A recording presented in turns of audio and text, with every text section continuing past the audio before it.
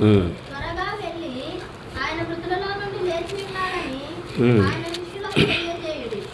ఇదిగో ఆయన గలిలయలోనికి మీకు ముందుగా వెళ్ళుచున్నాడు. అక్కడ మీరు ఆయనను చూతురు. ఇదిగో మీతో చెప్పితేనేను. ముఖ్యంగా మనకు ప్రాముఖ్య అంశం ఏంటంటే, తాను చెప్పినట్టే ఆయన లేచి ఉన్నాడు. He is Ryzen.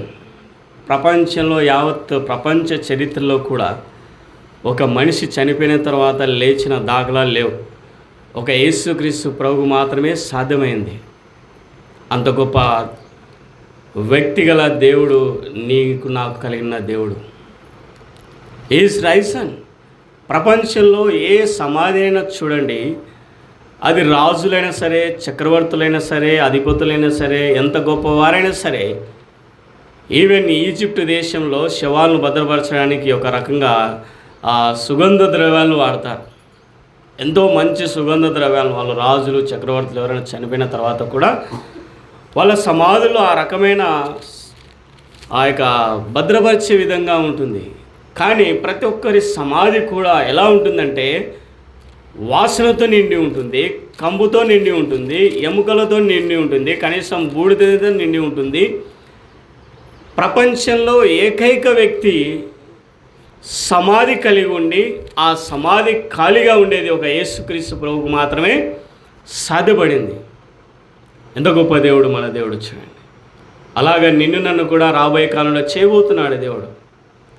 ఆయన ఉన్నట్టుగానే ఆయన పోలిక వలె ఆయన వలె మారి ఆయనతో ఎల్లప్పుడూ సదాకాలం నువ్వు నేను ఉండబోతున్నాం. అది మన యొక్క నిరీక్షణ. ఎంత గొప్ప దేవుడు మన దేవుడు చూడండి.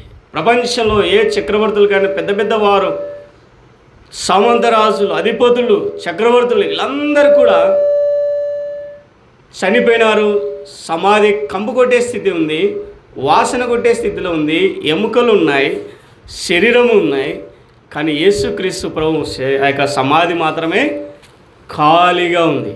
అది నేటికి కూడా ఇప్పుడు మనం యెరూషలేముకి వెళ్ళి చూసినా కూడా ఆ సమాధి తెరవబడి ఉంది. ఎంత గొప్ప దేవుడు చూడండి.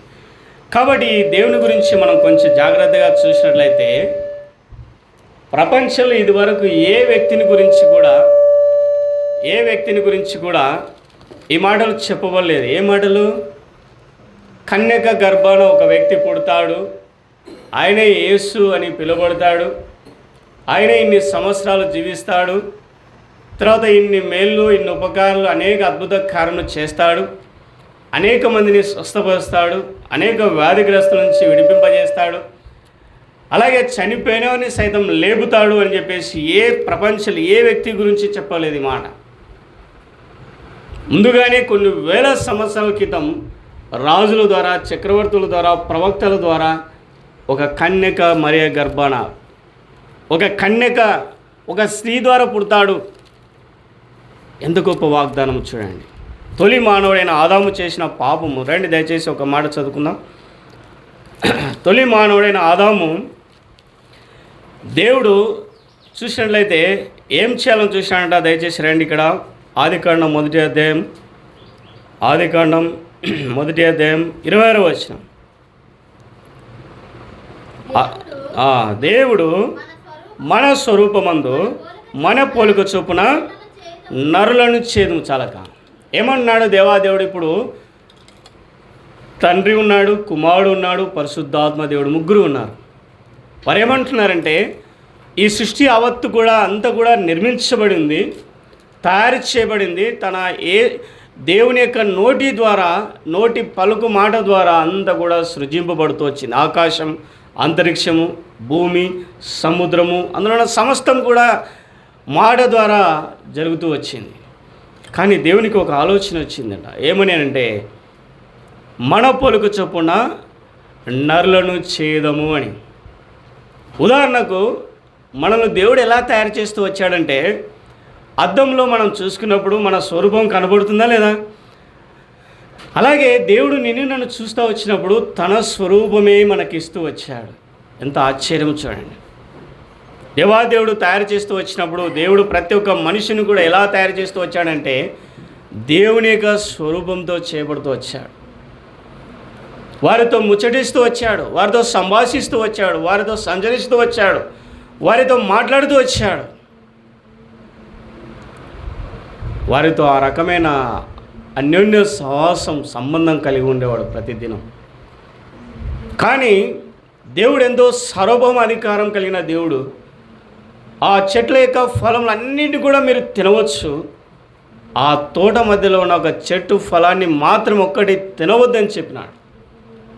చాలామందికి ప్రశ్న వేసి ఉండొచ్చు, ఏమని అంటే ఆ యొక్క ఏదేను తోటలో మంచి చెడు వృక్ష ఫలమును లేకపోయింటే ఇదంతా జరిగేది కాదు కదని ఆలోచన.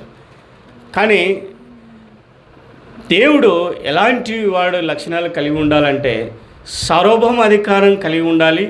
అలాగే మనిషికి ఫ్రీ విల్ అంటే స్వచిత్తాన్నిచ్చాడు.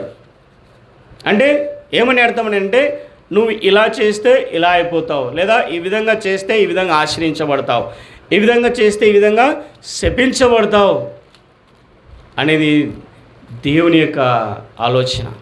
కాబట్టి దేవుడు మనుషునికి ఆజ్ఞాపిస్తూ వచ్చాడు, అయ్యా ఈ తోట చెట్ల ఫలములన్నీ కూడా మీరు నిరభ్యంతరంగా తినవచ్చును, కానీ తోట మధ్యలో ఉన్న ఆ యొక్క ఫలవృక్షములు, ఆ యొక్క మంచి చెడునిచ్చే ఫలవృక్షములు తింటే తినుదినమున మీరు నిశ్చయముగా చచ్చేదరు అని.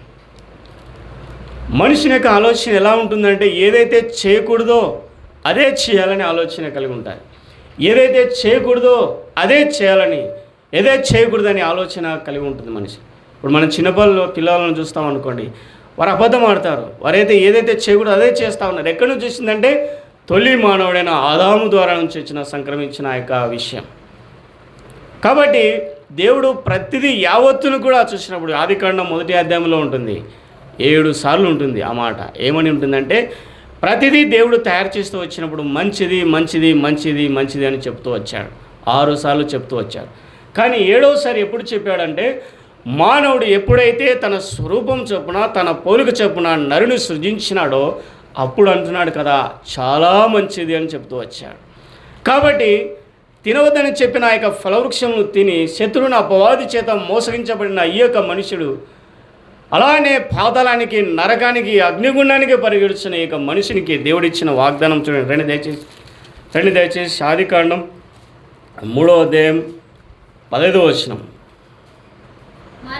మరియు నీకును స్త్రీకిని నీ సంతానమునకును ఆమె సంతానమునకును వైరము కలగజేసిందును, అది నిన్ను తల మీద కొట్టును, నీవు దానిని మడిమ మీద కొట్టుదు. ఏమనిచ్చాడంటే తప్పిపోయిన మానవుడు, చెడిపోయిన మానవుడు, దేవుని సన్నిధి నుంచి వెలువేయబడిన మానవుడు నిరభ్యంతరంగా దేవుడు ఏం చేస్తూ వచ్చాడంటే ఈ యొక్క మనుషుడు నాకంటే ఎక్కువ అధికారం కలిగి ఉండాలని ఆశ కలిగి ఉన్నాడు కాబట్టి తోట నుంచి వెలివేస్తూ వచ్చాడు. అలాగే వారికి కంటికి కనబడకుండా ఆ యొక్క తోటను మరుగు చేస్తూ వచ్చాడు. ఇప్పుడు కూడా ఆ తోట ఉన్నాడు.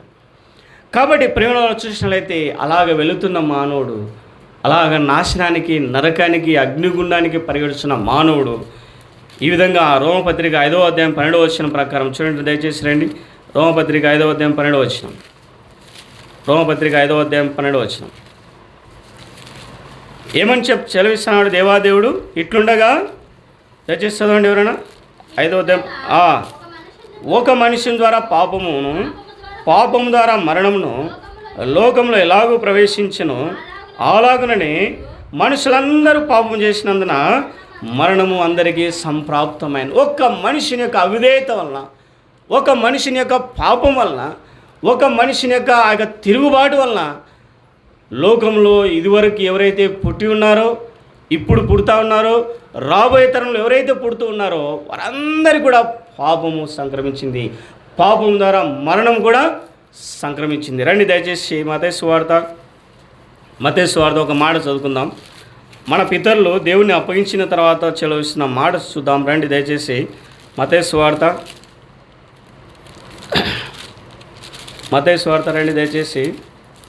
ఏమంటున్నారంటే అక్కడున్న మన పితరులు అన్నవారు, అయ్యా నేను ఈ నిర్దోషిని యొక్క రక్తము, చూడండి దయచేసి 27వ అధ్యాయము 24వ వచనం, 24-25 వచనం. పిలాతు అల్లరి ఎక్కువగుచున్నదే కానీ తన వలన ప్రయోజనం ఏమీ లేదని గ్రహించి నీళ్లు తీసుకొని జనసమూహం ఎదుట చేతులు కడుక్కొని, ఈ నీతిమంతుని రక్తమును గురించి నేను నిరపరాధిని మీరే చూసుకున్నానని చెప్పాను. అందుకు ప్రజలందరూ వాని రక్తము మా మీదను మా పిల్లల మీదను ఉండునుగా కానిరి. కాబట్టి ఆ ఆదాము ద్వారా సంక్రమించిన పాపం ఏదైతే ఉందో, అతిక్రమం ఏదైతే ఉందో, మరణం ఏదైతే ఉందో, అగ్నిగుండం ఏదైతే ఉందో, ఇక్కడ కూడా మన పితలైన వారు ఏం చెప్తా ఉన్నారంటే, పిలాతు అన్నాడు, తన భార్యకు ఒక స్వప్నం వచ్చింది, ఆ నీతిమంతుని జోలికి నువ్వు వెళ్ళవద్దయా, అతను ఏ తప్పిదం చేయలేదు, ఏ పాపం ఎరగడు ఆయన, నువ్వు పోయి ఆ నీతిమంతుని ఏమైనా చేసినట్లయితే ఆ శిక్ష మనకు వస్తుందని చెప్పేసి ఆమె గ్రహించిన ఆమె వచ్చి భర్తకు చెప్తే, భర్త కూడా చాలా చక్కగా ఆమె మాట విన్నాడు. ఏమని విన్నాడంటే, అయ్యా ఇతని యొక్క చూసినట్లయితే ఇతని ముఖంలో ఇతని యొక్క ఎలాంటి దోషం కానీ కల్మషం కానీ పాపం కానీ నాకు కనబడలేదు. నేను అనేక మందిని చూసినాను, అనేక నేరస్తులను చూసినాను, గజాలను చూసినాను, దొంగలను చూసినాను, అనేక రకాలైన వ్యక్తులను చూసినాను, కానీ వారందరి ముఖం మీద పాపము తప్పిదం కనబడింది. కానీ ఈ యొక్క వ్యక్తి యొక్క ముఖం మీద ఎలాంటి తప్పిదం నేరారోపణ దోషం నాకు కనబడలేదయ్యా. కాబట్టి ఈ నిర్దోషి ఈ యొక్క వ్యక్తి నీతిమంతుని వ్యక్తి యొక్క రక్తాన్ని గురించి నేను నిరపరాధిని అందరి ముందర చేతులు కడిగేసు. అప్పుడున్న పితరులు అందరూ ఏమన్నారంటే, సొంత ప్రజలే వీని యొక్క రక్తము మా మీదను మా పిల్లల మీదను పడునుగా కానీ ఆ శాపాన్ని కొని తెచ్చుకున్నట్లుగా చూస్తున్నాం. కాబట్టి ప్రేమనులారా, ఆ శాపం నేటి వరకు భూమి మీద పుట్టిన ప్రతి ఒక్క జాతి, ప్రతి ఒక్క కుల, ప్రతి ఒక్క మతం, ప్రతి ఒక్క వర్గం అందరి మీద పడింది. కాబట్టి దేవుడిచ్చిన వాగ్దానం ఏంటంటే, ఆదికాండంలో చూసినాం మనం ఇందాక, దేవుడు ఎంత కృపావాత్సల్యత గలవాడు అని అంటే, తన ప్రజలైన వారు పడిపోయినప్పటికీ, చెడిపోయినప్పటికీ, తిరుగుబాటు చేసినప్పటికీ చివరి అవకాశం ఇచ్చినట్లుగా మనం చూస్తా ఉన్నాం. బైబిల్ గ్రంథం అనేకులు తప్పిదం చేశారు, అనేక మంది పాపం చేస్తూ వచ్చారు, అనేక మందికి దేవునికి వ్యతిరేకంగా చేస్తూ వచ్చారు. కానీ దేవుడు అవకాశం ఇస్తూ వచ్చారు అందరికి కూడా. ఆదాముకు అవకాశం ఇచ్చాడు, ఆకానికి అవకాశం ఇచ్చాడు, దావీదుకు అవకాశం ఇచ్చాడు, సౌలుకు అవకాశం ఇచ్చాడు, తర్వాత గెహాజీకి అవకాశం ఇచ్చాడు. ఎంతోమంది ప్రవక్తలకు, రాజులకు సైతం దేవుడు అవకాశం ఇచ్చాడు. ఆ అవకాశాన్ని వినియోగించుకున్నవారు, ఆ అవకాశాన్ని విని దేవుని దగ్గర తగ్గించుకున్నవారు హెచ్చింపబడుతూ వచ్చారు, దేవుని చేత కనికరించబడుతూ వచ్చారు, దేవుని చేత ఆశీర్వదించబడుతూ వచ్చారు. ఆ అవకాశాన్ని దుర్వినియోగం చేసుకున్న వారందరూ కూడా నాశనం అయిపోతూ వచ్చారు. వారి యొక్క తరాలు కూడా భూమి మీద ఉండకుండా కొట్టివేయబడుతూ వచ్చింది. ఎంత గొప్ప ఆధిక్యత నీకు నాకు దేవుడు. రండి, మనం ఇందాక చదువుకున్న భాగంలో ఆదికాండం, ఆదాము అవ్వలు చేసిన పాప పరిహార నిమిత్తమై దేవుడు ఒక మంచి వాగ్దానం ఇస్తూ ఉన్నాడు. ఆదికాండం 3వ అధ్యాయం 15వ వచనంలో చూస్తే, మరియు నీకును స్త్రీ సంతతికి నీ సంతానమును ఆమె సంతానమును వైరము కలగజేసేందును, అది నిన్ను తల మీద కొట్టును, నీవు దాని మడి మీద కొట్టుదు. ఇక్కడ వాగ్దానం మనకు బాగా గమనించినట్లయితే అనేక మార్లు పెద్దల ద్వారా, దేవుని యొక్క సేవకుల ద్వారా, అలాగే మన యొక్క డైలీ పొజిషన్లో ఆ వాక్యాన్ని చదివి ఉండొచ్చు. కానీ పరిశుద్ధాత్మ దేవుడు ఇంకా క్లియర్గా ఇప్పుడు మనకు తెలియజేస్తున్నాడు. ఏమని అర్థం అంటే, నీకును స్త్రీ సంతతికి వైరం కలగజేస్తున్నాను. స్త్రీ సంతతి అనగా ఎవరు అని అంటే, నువ్వు నేను ఎవరి సంతతి ఒకసారి చెప్పండి. నువ్వు నేను ఎవరి సంతతి? స్త్రీ పురుషుల సంతతి. నువ్వు నేను కూడా ఈ భూమి మీద ప్రతి ఒక్క పుట్టిన వ్యక్తి, ఇప్పుడు పుడుతున్న వ్యక్తి, పుట్టబోయే వ్యక్తి అందరూ కూడా స్త్రీ పురుషుల సంతతి. ఒక యేసుక్రీస్తు ప్రభు మాత్రమే స్త్రీ సంతతిగా పిలువబడుతూ వచ్చాడు. ఏ పురుషుడి ప్రమేయం లేకుండా పరిశుద్ధాత్మ వలన కన్యక మరియ గర్భాన జన్మించినాడు ఆ దేవుడు. పరిశుద్ధాత్మ వలన ఆయన ఉదయించాడు. దేవుడు వాగ్దానం ఇచ్చాడు. ఎంత గొప్ప వాగ్దానం! పడిపోయిన మానవుడి, తప్పిపోయిన మానవుడిని దేవుడిచ్చిన వాగ్దానం ఏంటంటే, స్త్రీ సంతతికి నీ సంతతికి వైరం కలగజేస్తాను. భూమి మీద పుట్టిన ప్రతి ఒక్కరు కూడా స్త్రీ పురుషుల కలయిక సంతానం వల్ల పుట్టిన వారే. ఒక యేసుక్రీస్తు ప్రభు మాత్రమే స్త్రీ సంతానంగా పిలువబడుతూ వచ్చాడు. ఎంత ఆశ్చర్యం! దేవుడు ఆనాడే తప్పిపోయిన మానవుడికి, తిరుగుబాటు చేసిన మానవుడికి, లొంగని మానవుడికి, ఆ యొక్క పెడచేపెట్టిన మానవునికి దేవుడిచ్చిన వాగ్దానం ఏదో చూడండి. నీకు నువ్వు స్త్రీ సంతతికి వైరము కలగజేస్తాను. స్త్రీ సంతతి అనగా ఒక యేసుక్రీస్తు ప్రభువే స్త్రీ సంతతిగా పుట్టడం జరిగింది. కాబట్టి ఎవరైతే యేసుక్రీస్తును నమ్మి మారుమనసు పొంది బాప్తిసం పొందినారో అందరూ కూడా స్త్రీ సంతతిగా పిలువబడతా ఉన్నారు. ఆ సంఘం ఏ సంఘంగా పిలువబడుతుందంటే వధువు సంఘంగా పిలువబడతా ఉంది. ఇదివరకే ఆ సంఘానికి దేవునికి నిశ్చితార్థం జరిగింది. ఒకానొక సందర్భంలో ఒకానొక దినంలో ఆయన ఆ యొక్క వరుడుగా రాబోతా ఉన్నాడు సంఘాన్ని ఎదుర్కోవడానికి. మధ్యాకాశంలో వివాహం జరగబోతూ ఉంది. ఆ వివాహంలో నిన్ను నన్ను దేవుడు వధువు సంఘంగా పిలవబోతా ఉన్నాడు. అది ఏ సంఘమైనా సరే, ఏ వ్యక్తి అయినా సరే, దేవుని యొక్క రక్తంలో కడబడిన ప్రతి ఒక్క వ్యక్తి కూడా పరిశుద్ధపరచబడి పవిత్రపరచబడి దేవునితో ఒకానొక దినంలో ముఖాముఖిగా ఆయనను చూడబోతా ఉన్నాం. ఎంత గొప్ప వాగ్దానం చూడండి. కాబట్టి ప్రేమిల ద్వారా మనకి ఇచ్చిన దేవుడిచ్చిన వాగ్దానాన్ని అనుసరించి 2025 సంవత్సరాల క్రితం తన ఏకైక కుమారుని ఈ భూమికి రప్పించడం జరిగింది. మానవునికి వాగ్దానం ఇచ్చాడు, తొలి మానవునికి వాగ్దానం ఇచ్చాడు, స్త్రీ సంతతికి నీ సంతతికి వైరం కలగజేస్తాను. ఆ యొక్క వాగ్దానాన్ని అనుసరించే తన ఏకైక కుమారుని ఈ భూమి మీదకి రప్పించడం జరిగింది. ఎంత ఆశ్చర్యం! ఎవరు సమీపింపరాని తేజస్సులో అమరత్వం కలిగిన ఆ దేవాదేవుడు పరిశుద్ధుడు పరిశుద్ధుడు పరిశుద్ధుడే ప్రతి గానం చేయబడుతున్న ఆ గొప్ప దేవాది దేవుడు ఎల్లప్పుడూ దూతలు వరదూతలు కెరూబులు శరీబులతో ఆయన కొనియాడబడుచున్న ఆ దేవాది దేవుడు నీ నా ఆరాధన నిమిత్తమై నీ నా ఆ యొక్క కృతజ్ఞత వైఖరితో కలిగిన జీవితాల నిమిత్తమై ఆయన ఈ లోకానికి ఖరీదించినాడు, ఈ లోకానికి ఉదయించాడు 2025 సంవత్సరాల క్రితం. ఎంత గొప్ప విషయం చూడండి. కాబట్టి చక్కగా మనం బాగా అర్థం చేసుకోవాలనే మాట దేవుడు మనకు బాగా వివరిస్తా ఉన్నాడు. కాబట్టి 2025 సంవత్సరాలకు వచ్చిన గొప్ప దేవుడి గురించి కొన్ని వేల సంవత్సరాల క్రితమే రాజుల ద్వారా, ప్రవక్తల ద్వారా, అధిపతుల ద్వారా ఆయనను ముందుగానే యెషయా ప్రవక్త లాంటి, మలాకి ప్రవక్త లాంటి వారు, తర్వాత దావీదు రాజు లాంటి వారు, తర్వాత ఎంతోమంది రాజులు, ఎంతోమంది ప్రవక్తల ద్వారా ముందుగానే కన్యక గర్భాన ఒకతను ఉదయిస్తాడు. ఆయనకు యేసు అని పేరు. యెషయా గ్రంథం మనం చదువుకుందానండి ఒక భాగం. యెషయా గ్రంథం రండి దయచేసి. యెషయా గ్రంథం 9వ అధ్యాయం, యెషయా గ్రంథం 9వ అధ్యాయం 6వ వచనం. ఏలైనగా మనకు శిష్యు పుట్టెను, మనకు కుమారుడు అనుగ్రహింపబడెను, ఆయన భుజం మీద రాజ్యభారమును, ఆశ్చర్యకరుడు, ఆలోచనకర్త, బలవంతుడైన దేవుడు, నిత్యుడగు తండ్రి, సమాధానకర్త అధిపతి అని అతనికి పేరు పెట్టబడి. ఏలైనగా మనకు శిష్యును అనుగ్రహించబడెను. మన ప్రియ ప్రభు యొక్క గొప్పతనం ఏంటంటే ఆయన రాజుగా పుట్టినవాడు, రాజుగా ఉదయించినవాడు, రాజుగా జీవించినవాడు, చివరికి రాజుగానే మరణించినాడు. అందుకే అంటున్నాడు, పిలాతు అంటున్నాడు చూడండి, రండి దయచేసి. మార్క్స్ వార్త ఎన్నో మార్లు ఆయన ప్రశ్న వేశాడు. ఏమని? చాలా రకాలుగా ప్రశ్న వేసినాడు ఆయన. రండి దయచేసి. అంత గొప్ప దేవాది దేవుని నేను ఏర్పాటు చేసుకున్న దేవుని స్తుతించడానికి నిన్ను నన్ను దేవుడు ఇక్కడ సమకూరుస్తూ వచ్చాడు. మార్క్స్ వార్త 15వ అధ్యాయం 2వ వచనం చదవండి.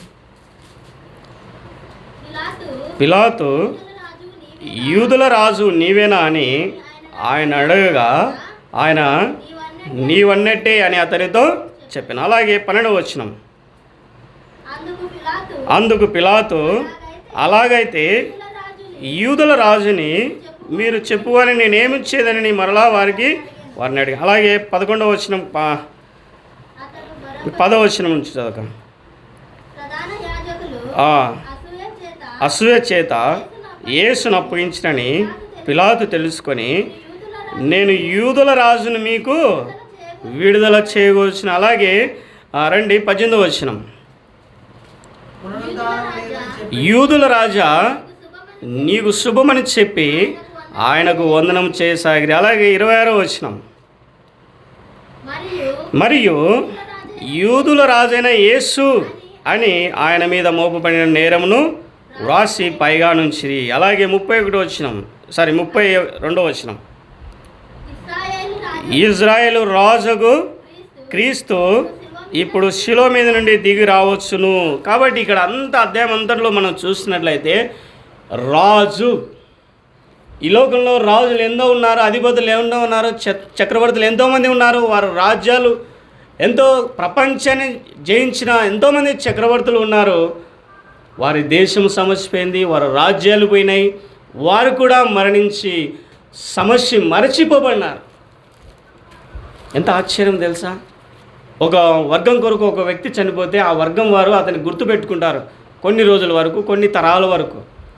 ఒక దేశం కొరకు తన ప్రాణాన్ని అర్పిస్తే కొన్ని రోజుల వరకు, కొన్ని దినాల వరకు, కొన్ని తరాలు మాత్రమే గుర్తుపెట్టుకుంటాయి పలాని వ్యక్తి, పలాని వ్యక్తి, పలాని వ్యక్తి అని. ఈయన ప్రపంచవ్యాప్తంగా నలుమూలల చెందిన ప్రతి ఒక్క వ్యక్తి పాప పరిహార నిమిత్తమై యజ్ఞ పశువుగా 2025 సంవత్సరాల క్రితం ఈ లోకానికి వచ్చాడు. ప్రేమ ఎంత ప్రభావితవంతమైనది అంటే ఆయన చేసిన పరిచర్య 3.5 సంవత్సరంలో ఆయన చేసిన పరిచర్య. 30 సంవత్సరంలో తన తల్లిదండ్రులకు తన సంబంధించిన వారికి సాయం చేస్తూ వచ్చాడు. తాను చేసిన 3.5 పరిచర్య యావత్ ప్రపంచానికే ప్రభావితం చేయబడింది. ఎంత ఆశ్చర్యం చూడండి. 3.5 సంవత్సరాలు చేసిన పరిచర్య ఏ వ్యక్తి గురించి, ఏ శక్తి గురించి, ఏ దేవుని గురించి ఈ విధంగా చేయబడతలేదు. కొన్ని ఎన్నో ఏళ్ళు ఏళ్ళినారు, పరిపాలన చేసిన రాజులైన వారు, చక్రవర్తులైన వారు ఎవ్వరు కూడా వారందరూ కూడా మరుగున పడిపోయారు, మర్చిపోబడుతూ వచ్చారు. ఒక యేసుక్రీస్తు ప్రభు మాత్రమే గడిచిన తరాలకు, ఇప్పుడున్న తరానికి, రాబోయే తరానికి కూడా గుర్తుండిపోయే రాజు. మన రాజులకు రాజు, ప్రభులకు ప్రభువైన యేసుక్రీస్తు ప్రభు. ఎంత ఆశ్చర్యం. అలాంటి దేవుని ఉదయకాల సమయంలో ఈజ్ రైజన్, ఆయన లేచి ఉన్నాడు. ప్రపంచంలో ఏ సమాధి కూడా ఖాళీ లేదు, ఒక యేసే సమాధి మాత్రమే ఖాళీగా ఉంది. ఆ ఖాళీ అయిన యేసుక్రీస్తు ప్రభు సవాలు చేస్తూ ఉన్నాడు. ఏమనంటే, అయ్యా నేను ప్రపంచవ్యాప్తంగా నలుమూలల చెందిన ప్రజలందరి పాపపరిహారానిమిత్తమై నా యొక్క దేహాన్ని యజ్ఞ పశువుగా అర్పించాను. జాతర ఎప్పుడన్నా దేవర జరిగేటప్పుడు ఎప్పుడన్నా చూశారో? పెద్దవాళ్ళు చూసి ఉండొచ్చు బహుశా. ఏం చేస్తారంటే ఒక పశువుని తీసుకొస్తారు. ఆ పశువుని తీసుకుని ఏం చేస్తారంటే ఆ ఊరి వారు, ఆ వర్గం వారు ఏం చేస్తారంటే ఆ పశువు మీద తన పాపములన్నింటినీ మోపుతారన్నమాట. మోపి ఏం చేస్తారంటే ఒక దగ్గరికి తీసుకెళ్ళి ఆ దాన్ని ఏం చేస్తారంటే చంపకముందు, బలి ఇవ్వకముందు ఏం చేస్తారంటే ఆ జంతువును భయంకరంగా హింసిస్తారు, చాలా హింసిస్తారు. తను ఎలాగ హింసిస్తారంటే తనలో ఉన్న శక్తి అంతా ఉడిగిపోవాలి. తను బలిచ్చేటప్పుడు ఎలాగ తిరుగుబాటు చేయకూడదు, తన బలాన్ని కూడగొట్టుకొని మరలా అక్కడి నుంచి వెళ్ళిపోకూడదు. కాబట్టి బలి ఇవ్వడం ద్వారా, ఆ రక్తాన్ని చిందించడం ద్వారా వారి యొక్క నమ్మకం ఏంటంటే, లేదా మన పితరుల యొక్క నమ్మకం ఏంటంటే, ఈ ఊరి వారి పాపము, ఈ యొక్క వాడవారి పాపము, ఇక్కడున్న ప్రాంతం వారి పాపం అంతా కూడా ఈ యొక్క రక్తము చిందించడం ద్వారా పరిహారమైంది అని చెప్పేసి వారి యొక్క నమ్మకం. అది ఎంతో తెలివిలేనితనం అని చెప్తా ఉన్నాం ప్రియమైన యేసు బిడ్డలారా. కాబట్టి దేవుని యొక్క వాక్యం బైబిల్ గ్రంథం ఈ విధంగా సెలవిస్తూ ఉంది. ఏలైనగా ఎడ్ల ఎక్కియు మేకల యొక్క రక్తము పాపములను చేసేట అసాధ్యం. యేసుక్రీస్తు యొక్క రక్తము ప్రతి పాపం నుండి మనల్ని కడిగిపోయేతులుగా చేస్తుంది. ఈ లోకంలో పుట్టిన ప్రతి ఒక్క జీవి, ప్రతి ఒక్క పక్షి, ప్రతిదీ కూడా తొలి మానవుడైన ఆదాము చేసిన పాపం నిమిత్తమై ప్రతిదీ కూడా శపించబడుతూ వచ్చింది. ఏ జంతువైనా సరే, ఏ పక్షి అయినా సరే కల్మషం ఉంది, లోపం ఉంది, అపవిత్రత ఉంది, ప్రతి విధమైన నేరం సంబంధించిన యొక్క విషయాలు అందులో ఉన్నాయి. కాబట్టి ఈ పాపం పరిహరించబడాలి నేనంటే, ఈ పాపం తీసేయబడాలి నేనంటే ఒక పవిత్రమైన రక్తం అవసరం, ఒక పరిశుద్ధుడైన రక్తం అవసరం. ఆ యొక్క వ్యక్తి యొక్క రక్తమే యేసుక్రీస్తు యొక్క రక్తం. ఆ రక్తం నేటి వరకు సజీవంగా ఉండి అనేకుల జీవితాలను మారుస్తూ ఉంది, అనేకుల యొక్క ప్రవర్తనను మారుస్తూ ఉంది. ప్రపంచంలో నలుమూలల చెందిన ప్రతి ఒక్క వ్యక్తి యొక్క స్థితిని మారుస్తూ ఉంది యొక్క రక్తం. ఆ రక్తంలో శక్తి ఉంది, ఆ రక్తంలో శుద్ధి ఉంది, ఆ రక్తంలో పాప పరిహారం చేసే శక్తి ఆ రక్తంలో ఉంది. ఎంత గొప్ప ధన్యత నీకు నాకు దేవుడు ఇచ్చాడు. చూడండి, యజ్ఞ పశువుగా కల్వరిలో వెళ్తున్నప్పుడు ఆ యొక్క దేవాది దేవుడు శత్రులు ఆ యొక్క సైనికుల చేతికి అప్పగించినప్పటి నుంచి కల్వరిలోకి వెళ్ళేంత వరకు ఆయన అనుభవించిన బాధ వర్ణాతీతం. చాలామంది అనుకుంటారు, ఈయన దేవుడు కదా, ఈయన ఎందుకు శిక్ష అనుభవిస్తూ వచ్చాడంటే, నువ్వు నేను చేసిన పాప పరిహార నిమిత్తమే, నువ్వు నేను చేసిన అతిక్రమం దోష నిమిత్తమే. ఎప్పుడైనా గమనించావా ప్రియమైన సోదరి సోదరుడా? లోకంలో ఏ వ్యక్తి కూడా అలాంటి భయంకరమైన శిక్ష అనుభవించలేదు. ఒక యేసుక్రీస్తు ప్రభు మాత్రమే అంత వేదనకరమైన స్థితిని అనుభవించినాడు. చూడండి, ఎవరైతే మనల్ని కొడతా ఉన్నారనుకోండి, ఎవరైతే ఎండ్రకలు లాగుతూ ఉన్నారో, ఎవరైతే ఉమ్మి వేస్తూ ఉన్నారో, ఎవరైతే పిడిగుద్దులు కొడుతున్నారో, ఎవరైతే కొరడాలతో కొడతా ఉన్నారో, ఎవరైతే రాళ్ళతో కొడతా ఉన్నారో, తన ద్వారా మేలు పొందినవారు, తన ద్వారా ఎన్నో ఆశ్చర్యక్రియలను అనుభవించిన వారు అందరూ కూడా వారు సైతం కూడా ఆయన్ను నిందిస్తూ వచ్చారు, అవమానపరుస్తూ వచ్చారు. ఉదాహరణకు మన దారిలో వెళ్తూ ఉన్నాం అనుకోండి, ఎవరైనా కొట్టడానికి వచ్చినప్పుడు ఏం చేస్తామంటే మన చేతులను మన యొక్క తలకు అడ్డం పెడతాం, మన యొక్క శరీరానికి అడ్డం పెడతాం. కానీ యేసుక్రీస్తు ప్రభువు అంట, ఆయన కొట్టువారికి తన యొక్క ముఖాన్ని, తన వీపును, వెంట్రుకలు లాగేవారికి తన యొక్క జుట్టును, తర్వాత కొరడాలతో కొట్టేవారికి తన యొక్క వీపును, ఉమ్మివేవారికి తన యొక్క ముఖాన్ని, ప్రతిది కూడా నీ కొరకై నా కొరకై ఆయన అనుభవిస్తూ వచ్చాడు. ఒక చిన్న ఉదాహరణ మనం చూద్దాం. ఒక వ్యక్తి చేసిన పాపము, ఒక వ్యక్తి చేసిన తప్పుకు ఎంతో నేరం సంబంధించిన శిక్ష ఉంది ఈ లోకంలో. ఒకసారి ఆలోచన చేయండి, ఎందుకు యేసుక్రీస్తు అంత భయంకరంగా శిక్ష అనుభవించాడంటే, ఒక వ్యక్తి యొక్క పాపమే అంత శిక్ష ఉంటే, లేదా ఒక ఊరి యొక్క పాపమే అంత శిక్ష ఉంటే, దేశాలు నలుమూలల చెందిన ప్రతి ఒక్క వ్యక్తి యొక్క పాపము ఆయన మీద పడడం ద్వారా అంత భయంకరమైన శిక్ష ఆయనకు కలిగింది. ప్రేమన వల్ల నేను చేసిన పాపనిమిత్తమై కాళ్ళతో చేసిన పాపము, చేతులతో చేసిన పాపము, హృదయంతో చేసిన పాపం, తలంపులతో చేసిన పాపము ఆయన పంచగాయములు అనుభవించాడు. తలకు ముళ్ళ కిరీటం, ప్రక్కన బల్లెపోటు, చేతుల కాళ్ళకు మేకులు, ఈ రకమైన శిక్షను ఆయన అనుభవించాడు. దాదాపుగా 6 గంటలు. 6 దేనికి సంకేతం అంటే మనిషినికి సాదృశ్యంగా ఉంది. ఎంత గొప్ప దేవుడు నా దేవుడు. మరణించి సమాధి చేయబడి తిరిగి 3వ దిన మృత్యుంజయుడు లేచిన దేవుడు. మరణాన్ని సవాలు విసిరినాడు, మరణములను సవాలు విసిరినాడు. ఎవరు కూడా లేరండి ప్రేమలో. ఎవరు కూడా మరణాన్ని జయించి తిరిగి లేచిన వారు లేరు. యేసుక్రీస్తు చనిపోయి తిరిగి లేచిన తర్వాత అనేక మంది ప్రయత్నం చేశారు, కానీ వారు కొంతమంది బ్రతికారు, మరలా చనిపోయారు. కానీ కొంతమంది అలాగే ప్రయత్నంలోనే చాలామంది కూడా మరణించినారు. కానీ ఒక యేసుక్రీస్తు ప్రభు మాత్రమే నేటి వరకు సజీవంగా ఉండి అందరితో కూడా మాట్లాడుతాడు. He's Ryzen. అంత గొప్ప దేవాది దేవుని నువ్వు నేను ఈ ఉదయకాల సమయంలో ఆరాధించడానికి వచ్చినాను. సమాధిలో లేడు. ఎక్కడికి వెళ్ళాడు? ఆయన తాను చెప్పినట్టుగానే అక్కడ ముందు అధ్యాయంలో ఉంటుంది ఒక మాట. రండి దయచేసి చూద్దాం. మత్తయి సువార్త 27వ అధ్యాయం 62-63 వచనం. మరునాడు అనగా సిద్ధపరిచే దినమునకు మరుసటి దినమున ప్రధాన యాజకులను పరిశీలనను పిలాతునకు వచ్చి, అయ్యా, ఆ వంచకుడు సజీవుడైనప్పుడు 3 దినములైన తర్వాత నేను లేచుదని చెప్పినది మాకు జ్ఞాపకం ఉన్నది. ఇక్కడ గమనించాల్సిన విషయం ఏంటంటే, యేసయ్య అంత ఘోరమైన శిక్ష అనుభవించి మరణించి సమాధి చేయబడి అవన్నీ అంతవరకు ఓకే. కానీ ఆయనతో ఉన్న శిష్యులందరూ కూడా ఏం చేస్తూ ఉన్నారంటే తిరిగి తన యొక్క పాత జీవితానికి వెళ్తా ఉన్నారు. నమ్మకం ఉంచలే. ఇక్కడ అన్యులైన వారు, శాస్త్రులు పరిశీలి అన్యులైన వారు అంటున్నారు ఏమని, అయ్యా, ఆ వంచకుడు చనిపోయిన తర్వాత 3 దినములైన తర్వాత మరలా లేస్తానని చెప్పినారు. కాబట్టి కొంచెం భారీగా సెక్యూరిటీని ఆ యొక్క సమాధి దగ్గర పెట్టండి అని. అంటే దాని అర్థం ఏంటంటే, దేవుని సన్నిధానంలో దేవుని దగ్గర ఉండి దేవుని చేత మేలును అనుభవించి దేవుని చేత ఆశీర్వాదాలు అనుభవించి దేవుని దగ్గర ప్రతిదీ పొంది వారికి ఆ యొక్క కలగని ఆలోచన అన్యులకు కలిగింది.